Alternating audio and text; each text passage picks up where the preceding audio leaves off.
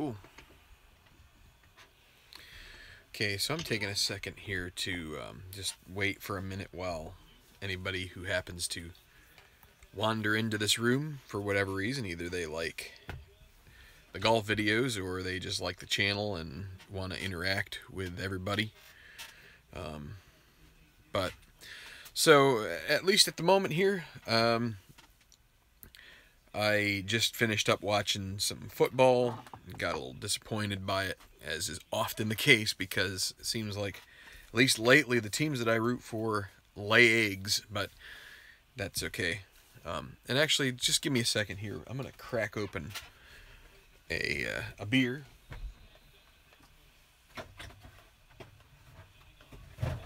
Probably, I think the best way to improve my interactions is to start drinking. No, I'm just kidding. So, maybe this is, and maybe this will be something that isn't all that interesting to people, and if not, that's cool too. But I thought I would at least give the opportunity for questions to be asked, whether it's my opinions, hi Mr. Moley, whether it's the opinions I have about the game, whether it's some of the gameplay, if there's anything that's unclear. I've been somewhat rushing through. I feel like, it's weird, I feel like I've been rushing through some of this gameplay here, but in the end it's taken longer, and like I said, it's like I said in the previous video, it's because we don't have as many golfers that are dropping back for whatever reason. I guess just the roll of the dice hasn't you know, hurt anything. So I guess I'll just start with kind of my own little thoughts here on this. So we're I'd say a little less than 2/3 of the way into this tournament. As far as the final round goes, it's much longer than 2/3 of the way in. But in the final round, we're about 2/3 of the way through, a little less. But I largely like the games here. So Mr. Moley says that he loves History Maker Golf and plays lots of tourneys, but I find the match play format even more fun. Yeah, I think it would be, and I have yet to do a match play.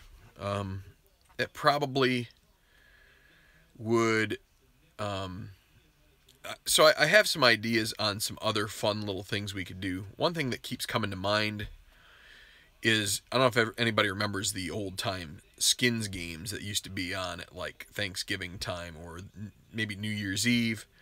You know, you'd get 4 golfers, and you could probably do something to that effect in a, you know, use some of the match play rules. So hi Mark. You know, use like the match play rules, I think, in a way, because you'd want to try and make sure that the players that have a chance at getting a skin, you know, it's sort of like a succession.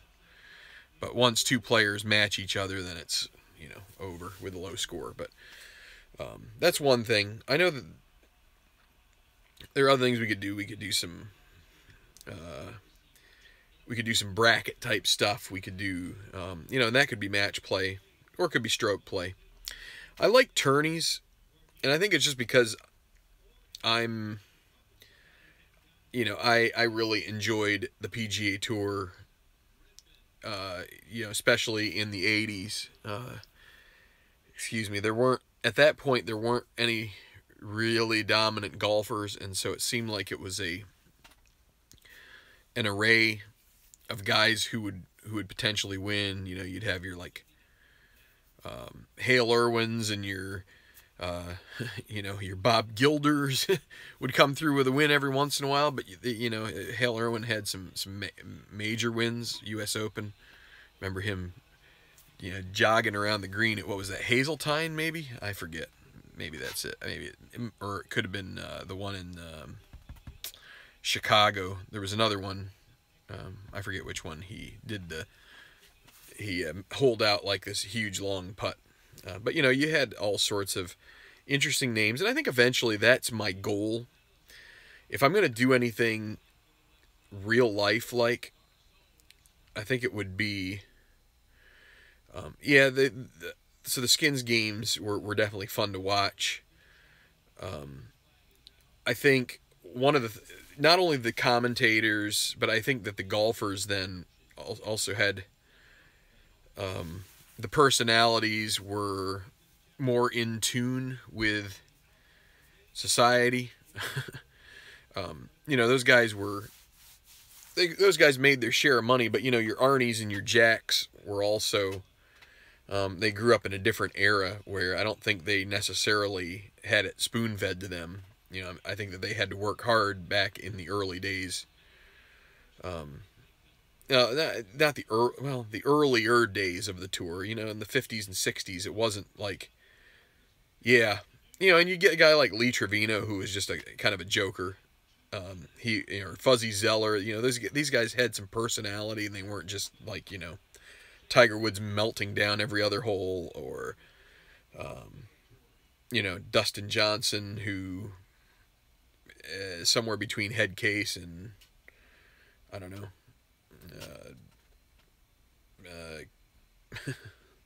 I'm not going to say anything overly critical and controversial about him or other, but there are, Phil Mickelson is sort of like this, ho hum. Cool. I mean, he's cool. He's hip, but like Bubba Watson would be possibly a guy that would be fun to watch that would be one guy I wouldn't mind. John Daly would be too much of a circus. He's kind of a fun-loving guy, and he's interesting to watch. Try and club the ball 375 yards, but if he's not playing well, then what's the point? But Bubba, trying to think of some of the other guys maybe today if they were to try a sort of reincarnation of the skins game. I don't know. I really would have to pay more attention.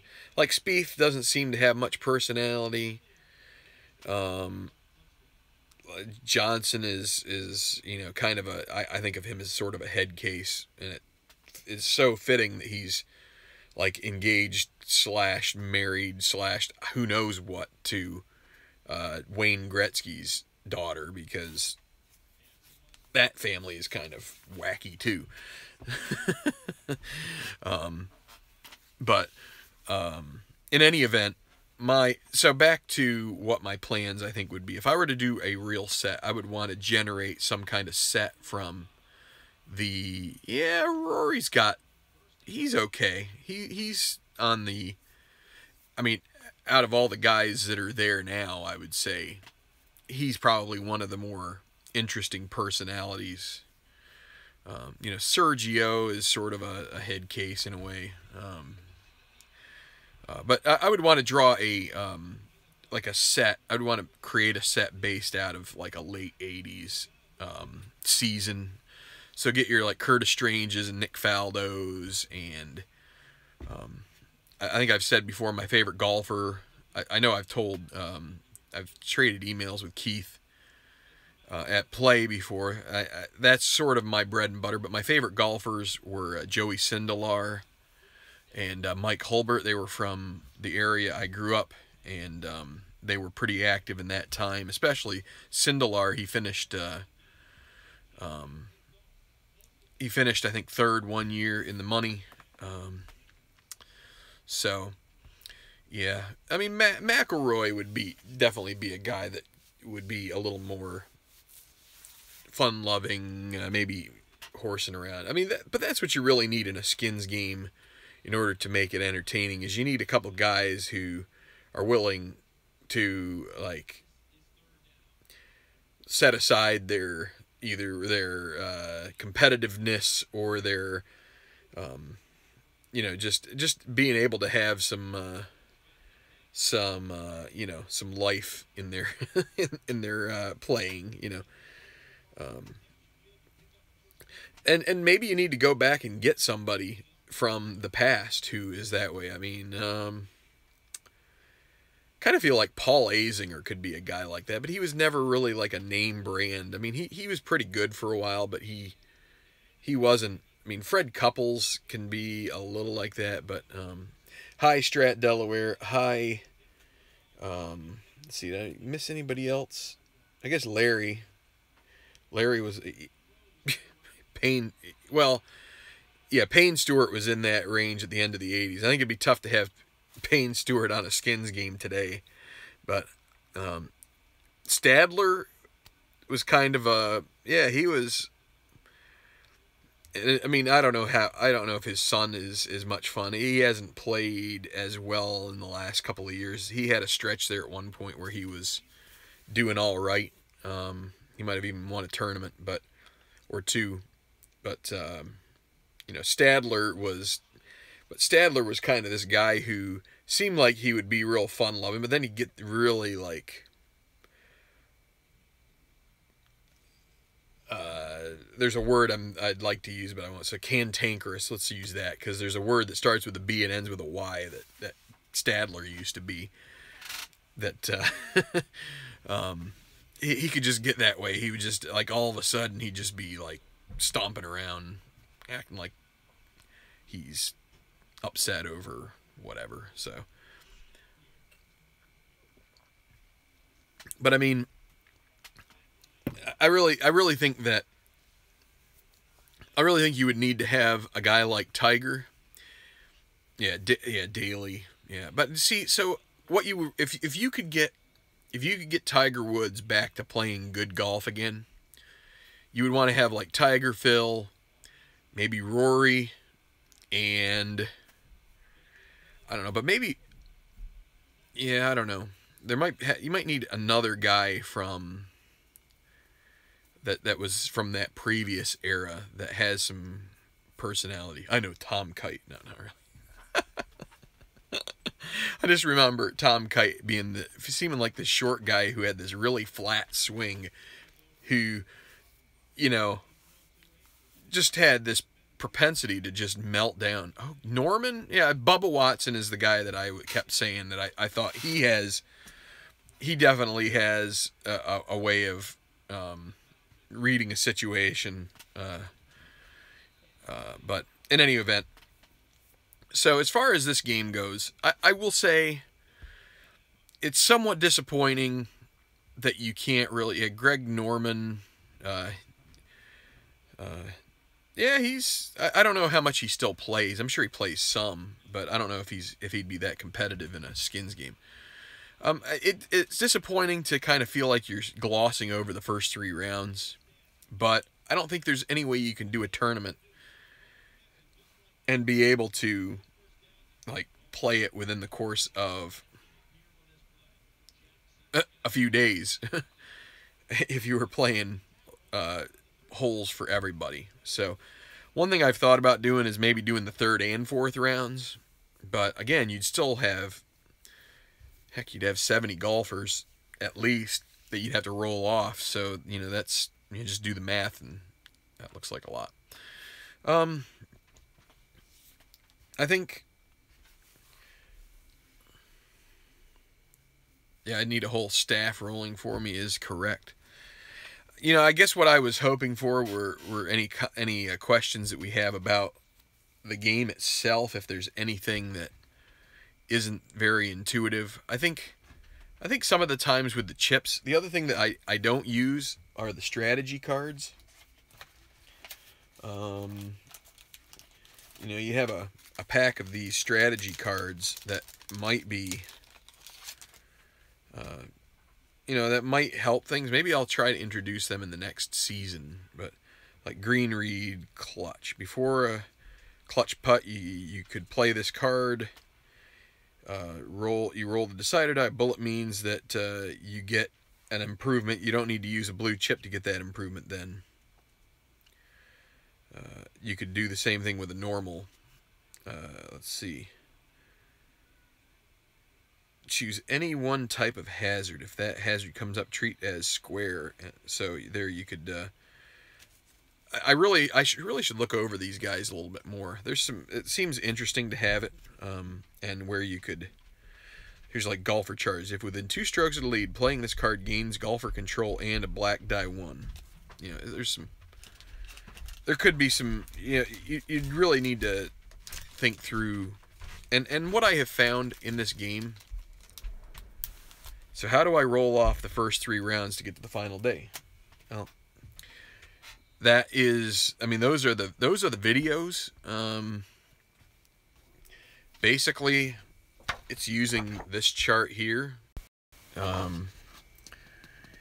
If you see here, you basically split them up into what amounts to 16 piles of about 8 or 9 each, between 7 and 9 each, and then you roll 2 dice, 2 d6s, and whatever the combination is, there are some rankings on the cards which allow you to,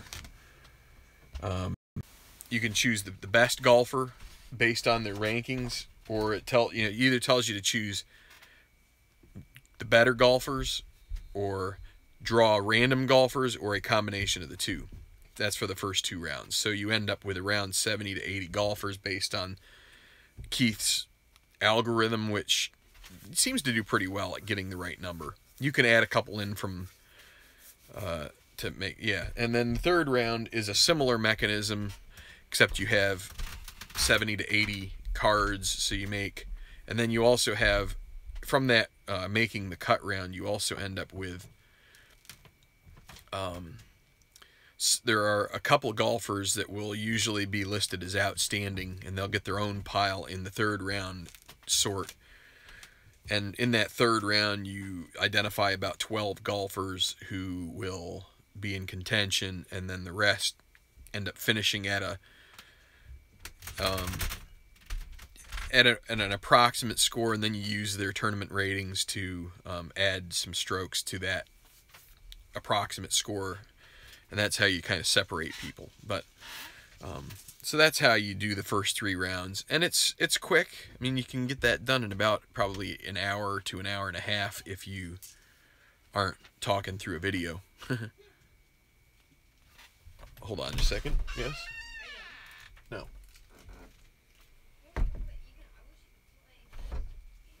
Okay, hold on.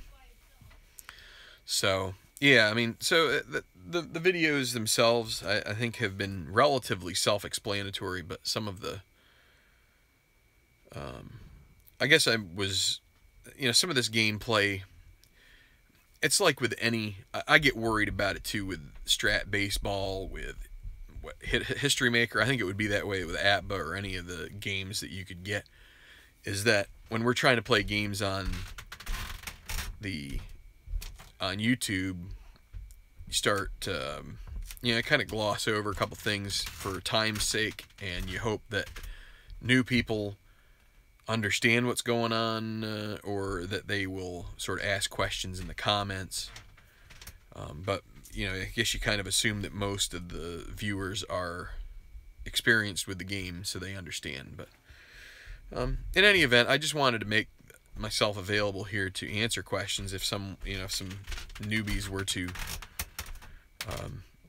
find their way in here after seeing a video and wanted to. It would be good to schedule these things, and maybe I will eventually. But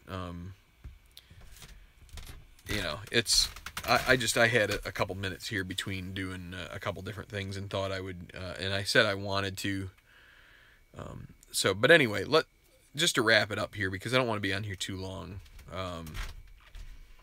If there aren't that many questions, leave questions in the comments to this video if you have specific questions about the gameplay. I'll do my best to answer them. I'm hoping that the videos are somewhat self-explanatory, and the other thing I could have done was answered some questions about the tour itself, which tournaments. I just placed an order for some courses, some course packs to get for Christmas from my parents, so that will round out my needs to complete this tour, barring a couple of major tournament courses that either they'll put out another course pack late in the spring, early summer, which I'll buy then, or there are some user-made courses. If you go out and look online,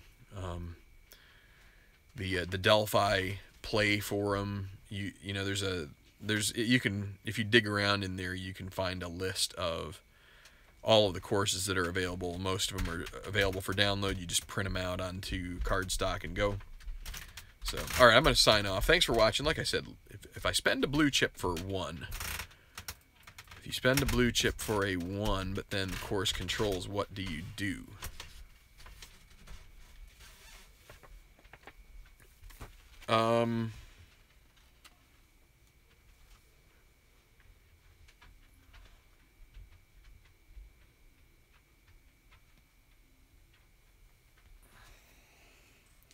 Well, I mean, if you get a 1 on that in the course controls, then it's gonna equal part. I mean, it's gonna create some of your.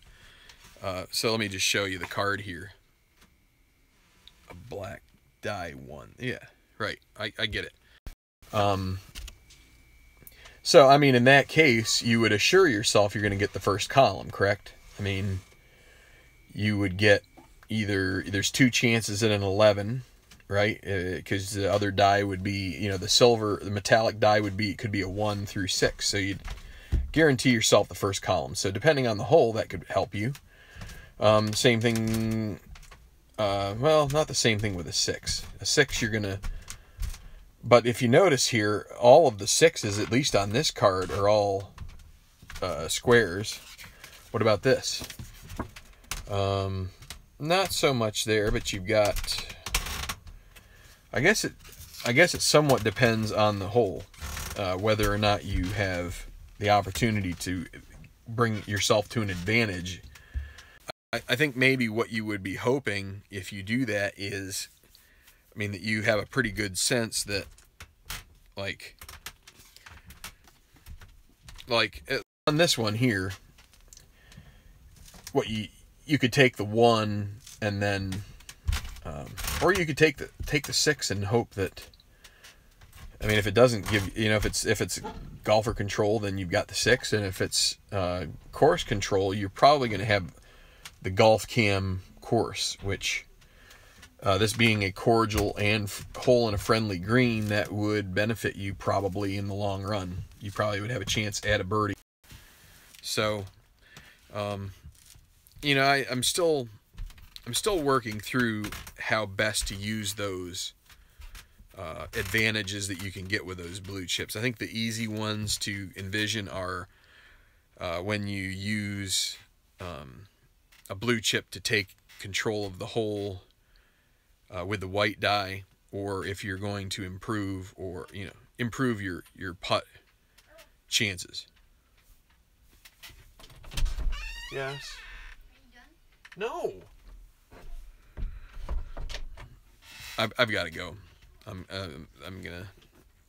My son is requesting my presence, and I've put some into this video. But yeah, leave some more comments in the comment section. I'll do my best to answer. I hope that helps. I mean, to me, it seems like, you know, a 1 in a lot of cases will get you a chance at a decent shot at a birdie, whereas, you know, you could end up getting pars. If you know, if you don't, you know, you might have to settle for par in a lot of cases. The 6s, I'm not sure what, you know, I should look through the book a little more. And Keith also sent me some extra notes on what his philosophy was on the game, so I should look a little closer at that and refresh my memory on that, because that he may have said in there some of the finer points as to why the engine works the way it does. But we'll be back, I would say, tomorrow, maybe late in the afternoon. I might want to catch some football early in the afternoon, but try to finish off this round. It should be a good final, albeit there's a 2-stroke cushion at the moment. So hopefully, I don't want to say hopefully that evaporates, but it'd be nice if we got a close finish here. So, all right, I'm going to sign off. Thanks a lot. Thanks for watching. Leave comments if you have questions about any of the gameplay here on History Maker Golf. We'll get this tournament finished. We'll get back to some Phillies baseball next week. So thanks a lot. Have a good one, and keep enjoying your tabletop sports.